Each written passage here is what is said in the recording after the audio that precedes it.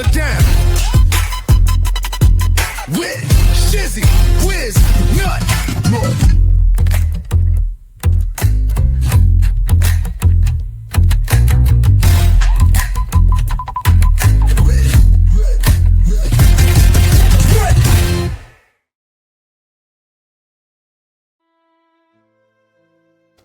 Oh, yes.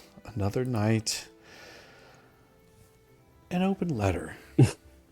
To Saran Wrap, Lynette, deadlines aren't suggestions, and whoops isn't a strategy.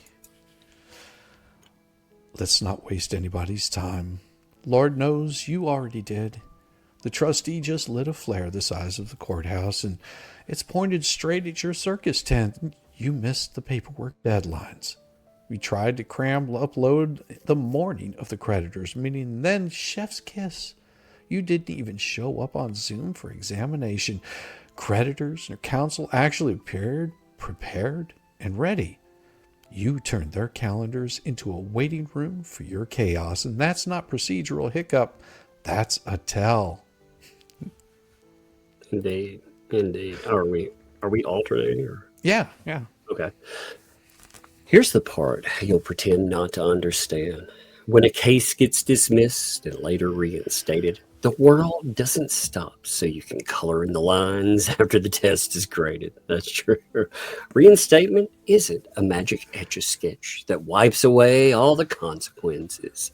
Deadlines matter because right attached to them. People organize their work around them. You turn them into confetti and then expect the parade to keep marching. And counsel Jerome, if you've got time to tell the trustee you have no objection to resetting discharge deadline and promise you'll be prepared at the continued meeting, then you had time to prepare the first time, dumbass. The bench and the bar aren't an improv troupe. They don't show up just so you can discover live what the rules were supposed to be. Your client was supposed to be visible, verifiable, examinable. Instead, we got a morning of dock dump and a camera off vanishing act. That's not advocacy there, dumbass. That's a fire drill with no building. That's true. Meanwhile, the trustee had to protect everyone else's rights because you wouldn't protect your own client from her own delay tactics. Reset the discharge clock, hold the meeting, ask the questions. Then what happens when you get cute with process? Adults come in and staple deadlines back to the calendar. It's not punitive, it's remedial, and it was earned. Oh, yeah, it is. Lynette, this is what wasting time looks like when the docket punches back. Every stunt to avoid sunlight just buys you more sunlight later. Longer runaway for objections, more time for creditors to line up their exhibits, and zero sympathy for the poor me monologue that you are so famous for giving. And discharge isn't a participation trophy. You don't get it because you made the court do extra chores. No. And since precision seems to be in short supply at your table, here's the clear translation of what just happened. Your last second uploads, missed appearances, and a procedural slop forced a reset so the trustee, U.S. trustee, and creditors could actually examine you and decide whether to object. Congratulations. You turned a path to a quick exit into a well-lit hallway with a metal detector in the end. You didn't speed things up. You invited scrutiny and security, it sounds like, too. Yes, they did. Now let's surgically dissect this like the amateur window licker that I am.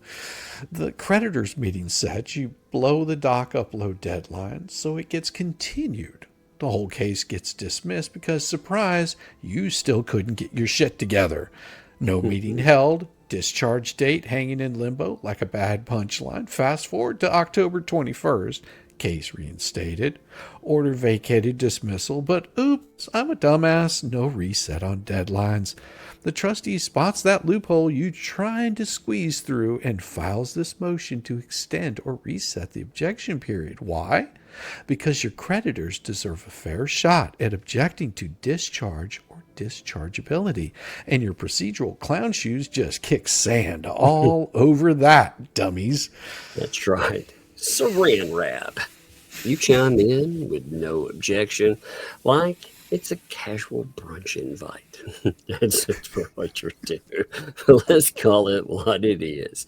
Damage control after your client turned the meeting into a ghost town. Debtor doesn't upload the required docs and records in time again. That is crazy, by the way. That was wild to hear. Didn't appear. Camera off. Mic muted. Just plain AWOL. Doesn't matter. The result's the same. A trustee motion that politely says, we're not letting this slide. And now the clock gets pushed to protect the folks you inconvenienced.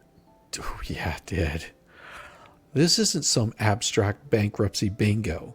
This is real stakes. Creditors showed up expecting answers on assets, liabilities, that whole fresh start myth that you're chasing, because you've been chasing that for a while. Instead, they got crickets and reschedule. You think the U.S. trustee is just rubber stamping this? Nah. This motion's on behalf of them, too, because systematic slop like yours erodes the whole process. It's not about punishing LMNOP. It's about preserving the integrity of a system designed for honest debtors who follow the rules, not the ones who treat filings like optional homework or a turtle rescue. But hey, let's self-roast here. Even I, the guy who ties his shoes with Velcro because laces, they're too advanced, knows the bankruptcy discharge is earned through transparency, not evasion. That's right. You would think a guy, that maybe that's why they call him Saran Wrap, because he obscures it a little bit. Just a little bit. You file voluntarily Chapter 7. Swear you did. That's true, too. They did. They filed this. That's the one thing I think that gets lost in the mix. They swear to the schedule, promise to cooperate, and then pull this. It's like showing up to a potluck with empty Tupperware and wondering why no one shares the pie. Very true. The trustee's motion isn't overreach. It's the natural consequences of your own procedural polyflop. So mark your calendars properly this time. Show up with the ID, the tax returns, the records, the answers, and something resembling professionalism, because you were lacking in that. If you roll into the continued meeting with more "we'll get to it" bullshit, the only thing getting to it will be motions you don't want and findings that you can't spin, because the leniency window closes quickly once the court realizes that you think guardrails are just optional. I'll make it simple. Process is the price of admission. You skipped the line, spilled your soda on the floor, and then asked the usher to hold your seat. That's right. The usher called the manager. Now you're back at the door being asked for a ticket you should have had ready. Yeah, that first time.